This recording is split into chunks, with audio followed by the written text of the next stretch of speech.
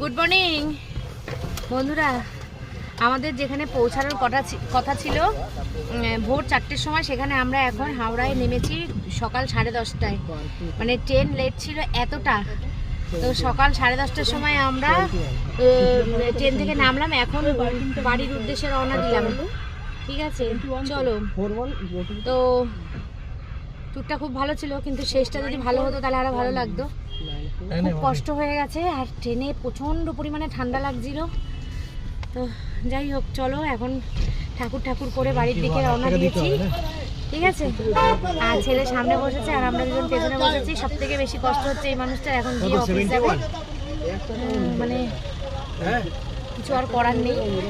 চলো, রাত্রি 2টোর সময় ট্রেন এসেছে, জানো? ট্রেনের টাইম হচ্ছে তোমার 9টা, সেই ট্রেন এসছে রাত্রি 2টো। চলো, টাটা।